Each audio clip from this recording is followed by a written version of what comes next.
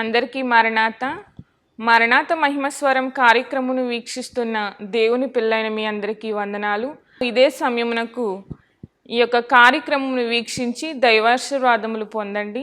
ఇప్పుడు pastor Samuel Sundar Reddy గారు దేవుని వర్తమానమును అందిస్తారు. శ్రద్ధగా వినండి. దేవునికి మహిమ కలుగునుగాక. అందరికీ మరణాత. దేవుడిచ్చినటువంటి యొక్క ప్రాముఖ్యమైన సమయంలో దేవుని వాక్య వర్తమానమును విందాము. పరిశుద్ధ వేద గ్రంథంలో నుండి వాక్య భాగాన్ని చదువుకుందాము. మార్కు సువార్త 5వ అధ్యాయము 28వ వచనము 29వ వచనం చదువుకుందాం. ఆమె యేసును గూర్చి విని నేను ఆయన వస్త్రమును మాత్రము ముట్టిన బాగుపడుదుననుకుని జన సమూహములో ఆయన వెనుకకు వచ్చి ఆయన వస్త్రము ముట్టెను. వెంటనే ఆమె రక్తధార కట్టెను. గనుక తన శరీరములోని ఆ బాధ నివారణ అయినదని గ్రహించుకొనెను. మహాపరిశుద్ధుడా, మహిమ కలిగిన దేవ, ప్రేమస్వరూపి, దయగల దేవా, నీ ఘనమైన నామానికి వందనాలు, స్తోత్రాలు, స్తుతులు చెల్లించుకుంటున్నాం. అల్పులము, అయోగ్యులము ప్రభువా, ఈ ప్రాముఖ్యమైన సమయంలో నీ మాటలు వినాలని ప్రభువా ఆశపడుచు ఉన్నాము. నీ బిడ్డలతోనూ నాతోనూ మీరే మాట్లాడండి ప్రభువా. నీ మహిమ కార్యములను, ఉన్నతమైన కార్యములను నీ బిడ్డల పట్ల జరిగించుమని వాక్యాహారమును సమృద్ధిగా అనుగ్రహిస్తూ ఉన్నా యేసుక్రీస్తు వారి నామములో అడిగి వేడుకొనుచున్నాము పరమ తండ్రి. ఆమేన్, ఆమేన్, ఆమేన్.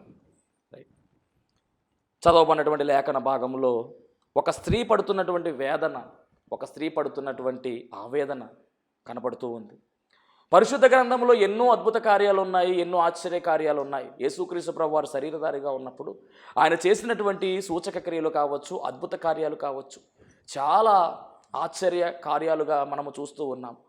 మరి ఇక్కడ జరుగుతున్నటువంటి ఈ కార్యము పరిశుద్ధ గ్రంథములో అద్భుతాలలో మనము లెక్క పెట్టుకుంటే కనుక అతి అద్భుతమైనటువంటి మహిమ కలిగినటువంటి కార్యమని మీ అందరికీ నేను జ్ఞాపకం చేస్తూ ఉన్నాను. ఎందుకు అంటే కనుక ఒక స్త్రీ పడుతున్నటువంటి వేదనను గురించి ఇక్కడ మనం చూస్తూ ఉన్నాం. ఈమె ఎవరు అంటే కనుక ఈమె పేరు రాయలేదు, ఊరు రాయలేదు.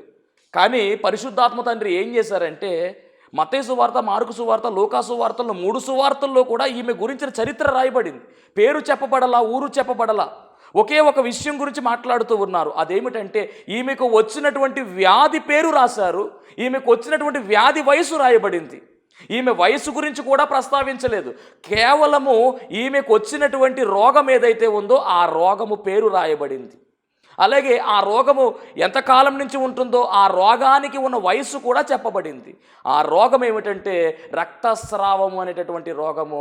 ఆ రోగము యొక్క వయస్సు ఎంతంటే 12 సంవత్సరాలు. 1 సంవత్సరము కాదు, 2 సంవత్సరాలు కాదు, 3 సంవత్సరాలు కాదు, 12 సంవత్సరాల నుంచి రక్తస్రావం అనేటువంటి రోగముతో బాధపడుతున్నటువంటి కుమార్తె యొక్క చరిత్ర ఈరోజు పరిశుద్ధ గ్రంథములో మనము చూస్తూ ఉన్నాం. ఈమె పడుతున్నటువంటి వేదనను మనం గమనించినట్లయితే కనుక మార్కు సువార్త 5వ అధ్యాయములో చాలా విపులంగా మార్కు గారి ద్వారా దేవుడు రాయించాడు. చదువుకుందాం ప్రియులారా. మార్కు సువార్త 5వ అధ్యాయము 25వ వచనం చదువుదాం ఒకసారి. 12 ఏండ్ల నుండి రక్తస్రావ రోగము కలిగిన ఒక స్త్రీ ఉండెను. ఆమె అనేక వైద్యుల చేత ఎన్నో తిప్పలు పడింది. తనకు కలిగినదంతయు వ్యయము చేసుకుని ఎంత మాత్రమును ప్రయోజనము లేక మరింత సంకటపడెను. ఈమెకున్నటువంటి బాధ, బలహీనత 25వ వచనములో 26వ వచనములో చాలా చక్కగా మరి పరిశుద్ధాత్మ తండ్రి రాయిస్తూ ఉన్నాడు. ఈ కుమార్తె పడుతున్నటువంటి బాధ 12 సంవత్సరాల నుంచి రక్తస్రావం అనేటటువంటి రోగముతో బాధపడుతూ ఉందండి. అంత మాత్రమే కాదు, ఈమెకు ఉన్నటువంటి డబ్బంతా కూడా వైద్యానికి ఖర్చు చేస్తూ ఉంది. వెళ్ళనటువంటి ఆసుపత్రి లేదు, కలవనటువంటి డాక్టర్ గారు లేరు, వాడనటువంటి మందు లేదు. ఎన్నో మందులు వాడేసింది, ఎన్నో ఆసుపత్రులకు వెళ్ళిపోయింది. 12 సంవత్సరాల నుంచి ఈమె యొక్క ఆశ ఏమిటంటే ఎక్కడైనా తగ్గుద్దిలే, ఎప్పటికైనా తగ్గుద్దిలే అనేటటువంటి ఆశతో మరి వైద్యులను సంప్రదిస్తూ, వైద్యులను ఆశ్రయించి, మందులను ఆశ్రయించి వెళుతూ ఉంది. 1 సంవత్సరము కాదు, 2 సంవత్సరాలు కాదు, 12 సంవత్సరాలు ఇదే క్రమంలో వెళుతూ ఉంది. ఏకధారగా రక్తధార వెళ్ళిపోతూ ఉంటే బయటికి ఈమె మరింత నీరసమైపోతూ ఉంది. ఇక మొత్తానికి జీవనోపాధి అంతా కూడా ఖర్చు అయిపోతూ ఉంది. ఈమెకు కలిగినదంతా కూడా ఈమె వైద్యానికే ఖర్చు అయిపోతూ ఉంది. దేవునికి మహిమ కలుగునుగాక. అంత మాత్రమే కాదండి, ఇక సంకట పడిపోయింది. అయ్యో ఇక నేను బాగుపడనేమో, ఈ వైద్యం వల్ల ఏమీ ఇక జరగదు, ఈ మందుల వల్ల నాకు బాగులేదే అని సంకట పడిపోతున్నట్టుగా మరి పరిశుద్ధ గ్రంథంలో స్పష్టంగా రాయబడినటువంటి మాట మనం ఎరిగిన వారమై ఉన్నాము. 103వ కీర్తన 3వ వచనములో మనం గమనించినట్లయితే 103వ కీర్తన 3వ వచనములో సంకటముల గురించి అక్కడ ఒక మాట కనబడుతుంది. 103వ కీర్తన 3వ వచనము, సంకటములు ఆయన నీ దోషములన్నిటినీ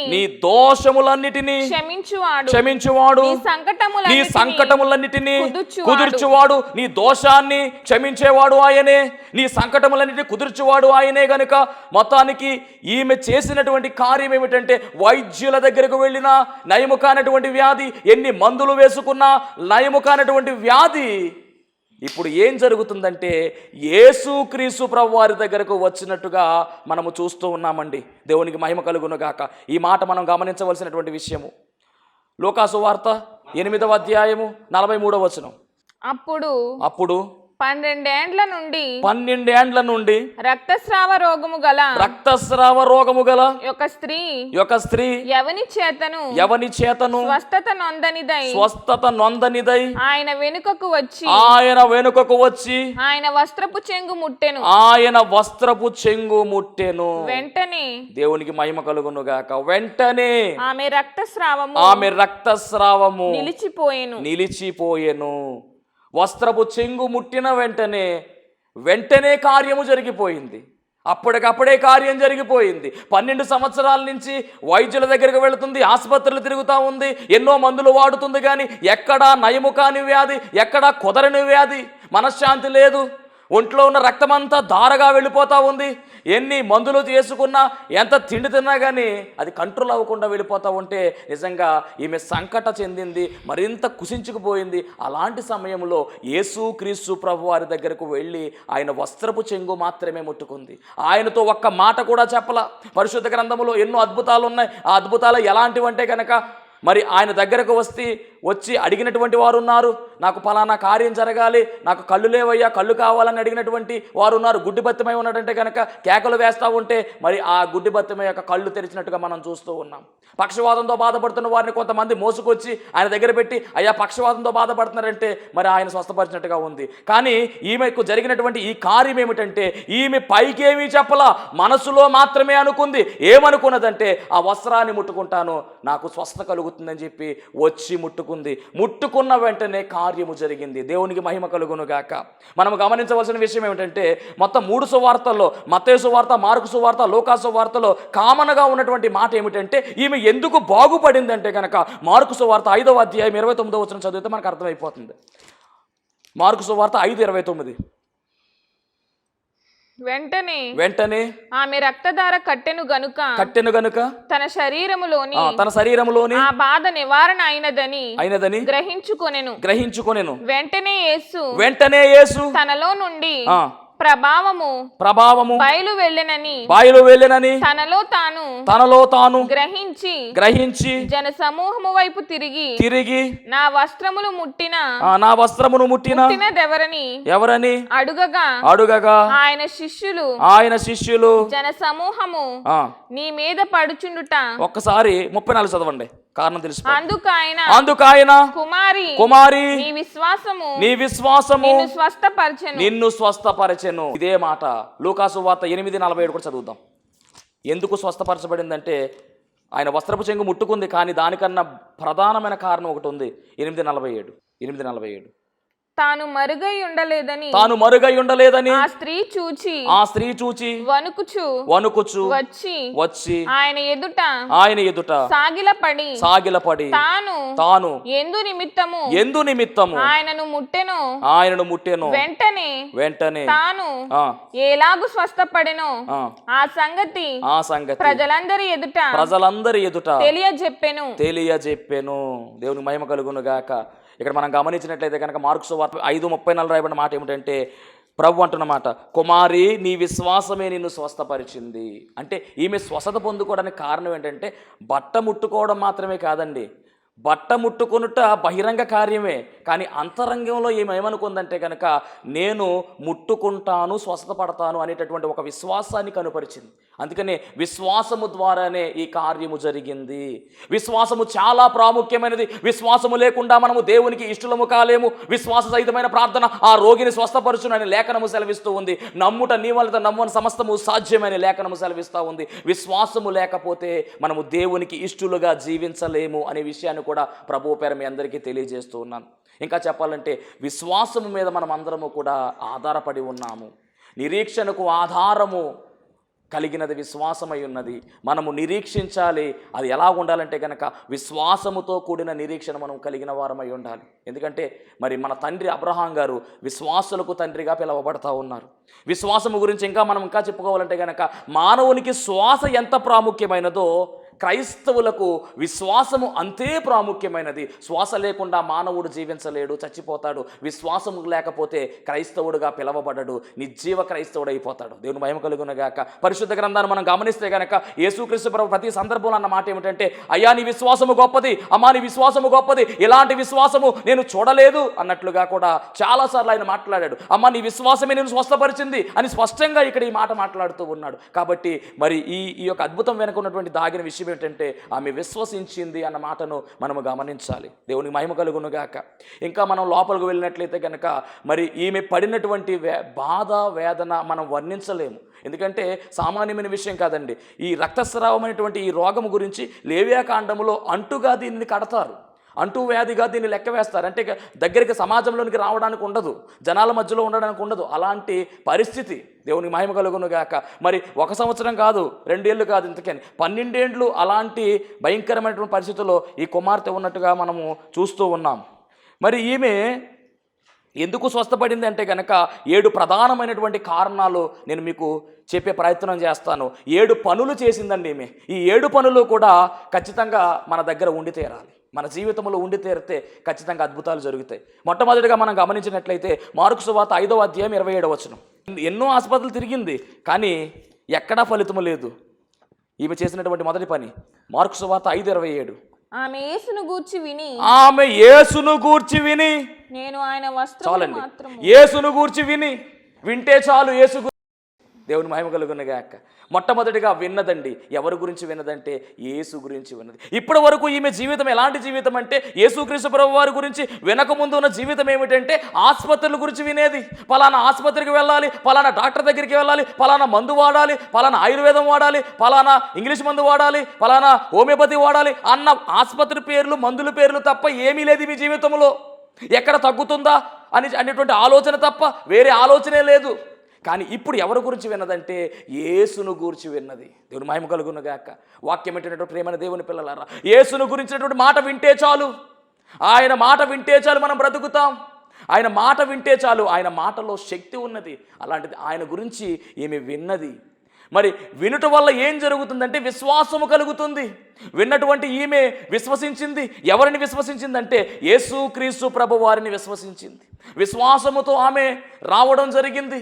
రెండవదిగా మొట్టమొదటిగా విన్నది. వినుట వలన ఏమి కలుగుతుందంటే విశ్వాసము కలుగుతుంది. మరి ఈమె జీవితంలో రెండవదిగా ఏమి కలిగిందంటే విశ్వాసము కలిగింది. విశ్వాసము ద్వారానే కార్యాలు జరుగుతాయని మనం ఇందాకనే చెప్పుకున్నాం. విశ్వాసములోనే కార్యాలు జరుగును. దేవుని మహిమ కలుగునుగాక. రెండవది ఏమిటంటే విశ్వసించినది. మూడవది విశ్వసించినటువంటి ఈమె అక్కడకు వచ్చింది. దేవునికి స్తోత్రం. ఇది మూడవది అన్నమాట. వచ్చింది అంటే విశ్వసించేసి ఇంటి దగ్గర ఉండిపోలేదు. అంతకేనే ఖచ్చితంగా కార్యం జరుగుద్దనేసి ఆమె అక్కడకు రావడం జరిగింది. దేవుని మహిమ కలుగునుగాక. ఇది మూడవ పని, వచ్చింది. ఎందుకంటే సామాన్యంగా ఆరోగ్యంగా ఉన్న వాళ్ళైతే వస్తారు, కానీ అనారోగ్యంతో ఉంది, చాలా బలహీనతతో ఉంది. మరి పెద్దలైనటువంటి వారు చెప్పిన మాట ఏమిటంటే చాలా బలహీనమైపోయిందంటండి. తిరిగి తిరిగి తిరిగి తిరిగి ఇక చచ్చిపోదామనేటువంటి నిర్ణయం తీసుకున్న తర్వాత యేసు గురించి విన్నది. దేవుని మహిమ కలుగునుగాక. ఇక చచ్చిపోదాము, ఇక నా బ్రతుకు ఎండిపోయింది, ఇక నేను చనిపోవడమే బెటర్ అనుకుంది మొత్తానికి. కానీ ఎప్పుడైతే యేసు గురించి విన్నదో అప్పుడు విశ్వసించింది. విశ్వసించినటువంటి ఈమె మొత్తం మీద పడుతూ లెగిస్తూ జాగ్రత్తగా ఆయన దగ్గరకు వచ్చేసింది. ఇది మూడవది. ఇక నాలుగవది ఏమిటో చదువుదాం ఒకసారి. మత్తయి సువార్త 9వ అధ్యాయం 21వ వచనం. మత్తయి సువార్త 9:21. రక్తస్రావ రోగము గల ఒక స్త్రీ, రక్తస్రావ రోగము గల ఒక స్త్రీ, నేను ఆయన పై వస్త్రము మాత్రము ముట్టితే నేను ఆయన పై వస్త్రము మాత్రము ముట్టితే బాగుపడుదునని తనలో తాను అనుకుని ఆయన వెనుకకు వచ్చి ఆయన వస్త్రపు చెంగు ముట్టెను. వచ్చినటువంటి ఈమె ఏం చేస్తుందంటే, నాలుగవదిగా అనుకుంటుంది, మనసులో అనుకుంటుంది. ఏమనుకుంటుందంటే, నేను నా సమస్య నా ప్రభువుకు చెప్పను, ఆయన దగ్గర ఏమీ మాట్లాడను, ఎవరి దగ్గర ఏమీ మాట్లాడను, కేవలము నా మనసులో అనుకుంటున్నాను. ఏమనుకుంటున్నానంటే, నేను వెళ్ళి ఆయన వస్త్రపు చెంగు మాత్రమే ముట్టుకుంటా, ఆయన కూడా నేను ముట్టుకోను, వస్త్రపు చెంగును మాత్రమే ముట్టుకుంటాను అనేటటువంటి ఒక నిర్ణయం తీసుకుందండి. అది అంటే విశ్వాసము కార్యరూపం దాలుస్తూ ఉంది. చాలామంది విశ్వసిస్తారు కానీ రారు, మందిరానికి రారు. చాలామంది విశ్వాసం ఉంది కానీ వచ్చేటటువంటి విశ్వాసం కాదు. ఈమె విశ్వసించినటువంటి ఈమె వచ్చింది, కష్టమైన దూరమైన భారమైన మొత్తం మీద జనుల్లోకి వచ్చినటువంటి ఈమె ఏం చేస్తుందంటే, నాలుగవదిగా మనస్సులో అనుకుంటుంది, పైకి ఏమీ చెప్పట్లా. మన మనస్సులో ఉన్నదంతా కూడా ఆయన ఎరిగిన వాడై ఉన్నాడు. హృదయ రహస్యములు ఎరిగిన దేవుడు ఆయన గనుక మనస్సులో ఏమైతే కోరుకుంటుందో, తలంపుల్లో ఏమైతే కోరుకుంటుందో అదంతా కూడా ఆయన ఎరిగి ఉన్నాడు. ఆమె అనుకుంటున్న మాట ఏమిటంటే, నేను యేసయ్యను ముట్టుకోను కానీ ఆయన వస్త్రపు చెంగు మాత్రం ముట్టుకుంటాను అని అనుకుంటే ఏమనుకున్నదంటే, నేను వస్త్రపు చెంగు ముట్టుకున్న వెంటనే నేను బాగుపడతాను. అంటే విశ్వాసాన్ని కార్యరూపంలోకి మార్చి ఆమె కోరుకుంటుంది. ఇది నాలుగవది. ఇక ఐదవది మనం గమనించినట్టయితే, అనుకున్న ఆమె అలా ఉండిపోలేదండి. ఇంతకేనే ఏం చేసిందంటే, జనులందరూ గుంపుగా ఉన్నప్పటికీ కూడా ఆమె ముందుకు వెళ్ళిపోయింది. దేవుని మహిమ కలుగును గాక. ఎవరు ఏమనుకున్నా పర్వాలేదు, ఏదేమైనా పర్లేదు, నేను ఏదో రకంగా ఆయన వస్త్రపు చెంగు ముట్టుకోవాలి చాలు అనుకుని మొత్తం మీద ఆయన వెనక భాగానికి వెళ్ళి జనులలో నుంచి ఆమె చెయ్యి పెట్టి ముట్టుకోవడం జరిగింది. దేవుని మహిమ కలుగును గాక. ఇది ఐదవది. నాలుగవది అనుకున్నది, ఐదవది చేసింది. నేటి సమాజంలో క్రైస్తవులు చాలామంది ఏం చేస్తున్నారంటే, అనుకుంటున్నారు అంతే, వాగ్దానాలు చేసుకుంటారు తప్ప వాటిని నెరవేర్చలేకపోతున్నారు. మీకు ఎగ్జాంపుల్ చెప్పాలంటే, మరి న్యూ ఇయర్ రోజున అనుకుంటారు అందరూ కూడా ఏం చేస్తారంటే కనుక, ఈ సంవత్సరం నేను ఖచ్చితంగా బైబిల్ గ్రంథాన్ని చదివేస్తాను అని మొదలు పెడతారు. ఆదికాండం 1వ అధ్యాయం చదువుతారు, 2వ అధ్యాయం చదువుతారు, 10 అధ్యాయాలు అయిన తర్వాత మరలా మర్చిపోతారు. దేవుని మహిమ కలుగును గాక. న్యూ ఇయర్ వచ్చేస్తుంది, ఆదికాండం అవదంతకే ఇక్కడ. అప్పుడప్పుడు చదువుతూ ఉంటాం, ఒక్కొక్కసారి చదువుతూ ఉంటారు. మరి మనం చేసిన వాగ్దానం ఏమైపోయింది, దేవుడికి ఇచ్చినటువంటి తీర్మానం ఏమైపోయింది. మరలా తర్వాత సంవత్సరం 31st నాడు ఏం చేస్తారంటే, ప్రభు మన చదవలో పోయాను కానీ ఇప్పుడు మరలా చదివేస్తాను ప్రభు అంటారు. అయిపోయింది. కొంతమంది నేను ఖచ్చితంగా ఈ 52 వారాలు ఖచ్చితంగా మందిరానికి వచ్చేస్తాను అని మొక్కుబడి చేసుకుంటారు కానీ రారు. దేవుని మహిమ కలుగును గాక. అనుకోవడం కాదండి, రావలసిందే. మొక్కుబడి చేసుకుంటే ఖచ్చితముగా ఆ మొక్కుబడి చెల్లించాలి.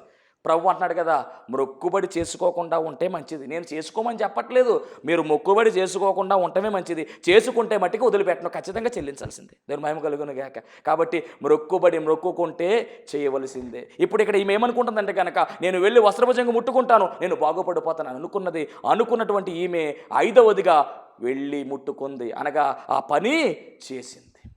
మరి బట్ట ముట్టుకున్న వెంటనే, అనగా వస్త్రపు చెంగు ముట్టుకున్న వెంటనే ఈమె బాగుపడిపోయింది. వెంటనే కార్యము జరిగిపోయింది. ఏ వైద్యుడు కూడా చేయనటువంటి కార్యము. దేవుని మహిమ కలుగును గాక. నిజంగా 12 సంవత్సరాలంటే దాదాపుగా సంవత్సరానికి వచ్చి ఒక డాక్టర్ని మార్చిన 12 మంది డాక్టర్లు. మనం సంవత్సరం వరకు ఎక్కడ ఆగుతాం? 6 నెలలకి 3 నెలలకి డాక్టర్ మార్చేస్తాం కదా మనం. మొత్తానికి ఎన్ని ఆసుపత్రి తిరిగిందో, ఎన్ని మందులు మింగిందో, కానీ ఏ మందులు ఏ డాక్టరు చేయని కార్యము యేసుక్రీస్తు ప్రభువు వారి యొక్క వస్త్రపు చెంగు చేసింది. దేవుని మహిమ కలుగును గాక. ఎందుకు జరిగిందంటే ఈమెలో ఉన్నటువంటి విశ్వాసం. ఇది ఐదవది. ఇక ఆరవది ఏమిటంటే, ఎప్పుడైతే కార్యం జరిగిందో అప్పుడు ప్రభువు అంటున్నాడు కదా, ఎవరో నన్ను ముట్టుకున్నారు. ఆయన తెలియదా? తెలుసు. ఎవరో నన్ను ముట్టుకున్నారు అంటా ఉంటే ఈలో పేతురు గారు అంటున్నారు కదా, ఏంటయ్యా అలా మాట్లాడుతావు, ఎంతమంది జనం ఉన్నారు, వెనకాల ముందు మూసేశారు, ఎవరు ముట్టుకోవడం ఏంటి, అందరూ మా మీద పడిపోతున్నారు, ఎవరు ముట్టుకున్నారు ఎవరికి తెలియదు అంటలోకి ప్రభు అంటున్నారు కదా, ఎవరో నన్ను ముట్టుకున్నారు, నా ప్రభావం వెడలింది బయటికి, వాళ్ళు బాగుపడ్డారు, ఎవరు ముట్టుకున్నారని చెప్పి ఆయన అడుగుతా ఉంటే ఈమంటండి భయపడుతూ ముందుకొచ్చిందంట. చూద్దాం ఒకసారి. మార్కు సువార్త 5వ అధ్యాయం 33వ వచనం. మార్కు సువార్త 5వ అధ్యాయం 33వ వచనం. అప్పుడు ఆ స్త్రీ తనకు జరిగినది ఎరిగి భయపడి వణుకుచూ వచ్చి ఆయన ఎదుట సాగిలపడింది. తన సంగతి అంతయు ఆయనతో చెప్పెను. చిత్రం ఏమిటంటేనండి, దేవుడి దగ్గరికి వచ్చి ముందు సమస్య చెప్తారు, కానీ ఈ తల్లి ఏం చేస్తుందంటే సమస్య తీరిపోయిన తర్వాత నా సమస్య ఇదయ్యా, అందుకే ముట్టుకున్నాను, కానీ ఇప్పుడు మొత్తం లయమైపోయిందయ్యా, మొత్తం బాగుపడిపోయినయ్యా అని చెప్తుందంటే సాగిలి పడిపోయిందంట. భయముతో వచ్చింది, వణుకుతా వచ్చింది, మొత్తం మీద సాగిలి పడిపోయింది. పారిపోలేదండి, వెళ్ళిపోలేదు. అంతకేనే ప్రభు పిలిచిన వెంటనే వెళ్ళిపోయింది, సాగిలి పడిపోయింది. దీన్ని ఏమన్నారంటే 6వది ఒప్పుకున్నదంటండి. నేను మహిమ కలుగునగాక. ఒప్పుకోవాలి. మనం కూడా మన జీవితాల్లో జరిగేటటువంటి కార్యాలను ఒప్పుకోవాలి, మన తప్పులను ఒప్పుకోవాలి. తప్పులు ఎప్పుడు కప్పెట్టకూడదు, తప్పులు ఎప్పుడు కూడా ఒప్పుకుని విడిచిపెట్టేయాలి. విడిచిపెట్టే వారముగా ఉండాలి తప్ప వాటిని కప్పెట్టే వారముగా ఉంటే రేపొద్దున ఆ తప్పులన్నీ మనల్ని కప్పెట్టేస్తాయి. ఆదామవ్వములను దేవుడు పిలిచి ఎందుకు తప్పు చేశారంటే ఒకరి మీద ఒకరు పెట్టుకున్నారు తప్ప ఆ తప్పును ఒప్పుకోలేదు. ఒప్పుకొని ఉంటే ఎంత బాగుండునో మొత్తం మీద. దేవుడు మహిమ కలుగునుగాక. కాబట్టి మనము తప్పులను ఒప్పుకొని, పాపాలను ఒప్పుకొని వాటిని విడిచిపెట్టేవారముగా ఉండాలి. ఇక్కడ ఈ స్త్రీ ఏం చేస్తుందంటే ఒప్పుకుంటుంది. ఇది 6వ లక్షణం. ఇక 7వ లక్షణం దగ్గరికి వద్దాం. 7వ లక్షణం లూకాసు వార్త 8:47. లూకాసు వార్త 8:47 చదువుతాం. 8:47. లూకాసు వార్త 8:47. తాను మరుగై ఉండలేదని ఆ స్త్రీ చూచి వణుకుచూ వచ్చి ఆయన ఎదుట సాగిలపడి తాను ఎందు నిమిత్తము ఆయనను ముట్టెను. వెంటనే తాను ఎలాగు స్వస్థపడిన సంగతి ప్రజలందరి ఎదుట తెలియచెప్పెను. అంటే సాక్ష్యమిస్తుందండి. ఇది 7వ అనుభవం. ఈ 7వ అనుభవం మన జీవితాల్లో ఉండాలి. చాలామంది కార్యాలు జరిగిపోయిన తర్వాత సాక్ష్యం చెప్పరు. దేవుని మహిమ కలుగునుగాక. సాక్ష్యం చెప్పాలి, చిన్నదైనా పెద్దదైనా కానీ ఖచ్చితంగా సాక్ష్యం చెప్పాలి. ఆ సాక్ష్యం ద్వారా దేవుడు జరిగించిన ఆ కార్యము ద్వారా దేవుని నామానికి మహిమ కలుగుతుంది. చాలామంది సాక్ష్యం చెప్పకుండా మర్చిపోతారో లేదా ఎవరో ఏదో అనుకుంటారో, జనాలు నవ్వుతారేమో అని చెప్పేసి విడిచిపెడతారు. వాక్యం వింటున్నటువంటి ప్రియమైన దేవుని పిల్లలారా, మరి ఈ యొక్క వాక్యాన్ని వీక్షిస్తున్నటువంటి వారులారా, మీ జీవితంలో కూడా మరి సాక్ష్యం చెప్పకుండా ముందుకు నెట్టేస్తున్నారేమో. పరిశుద్ధాత్మ తండ్రి మీతోనే మాట్లాడుతూ ఉన్నాడు. ఖచ్చితంగా గమనించండి, మీ జీవితంలో జరిగినటువంటి కార్యాలకు సాక్ష్యం ఇవ్వాలి. మీరు అలా సాక్ష్యం ఇస్తే ఇంకా నూతనముగా మీరు ప్రార్థించిన అంశాలన్నీ కూడా నెరవేరుస్తాడు దేవుడు. సాక్ష్యం ఇవ్వండి, సాక్ష్యం ఇచ్చి చూడండి, ఖచ్చితంగా దేవుడు కార్యం జరిగిస్తాడు. ఎందుకంటే మనమందరము కూడా సాక్షి శేషులుగా నిలవబడాలి. కీర్తి శేషులు అన్న పేరు అయిపోయింది, పక్కకి వెళ్ళిపోయింది. అది క్రైస్తవుడు ఎలా ఉండాలంటే సాక్షిని శేషముగా కలిగి ముందుకు సాగాలి. అందుకని సాక్షి శేషులుగా మనం మిగలవలసిన వారమై ఉన్నాము. మరి ఈ 7 కార్యాలు ఈమె జీవితంలో జరిగాయి కనుక ఈమె స్వస్థత కార్యాన్ని పొందుకుంది.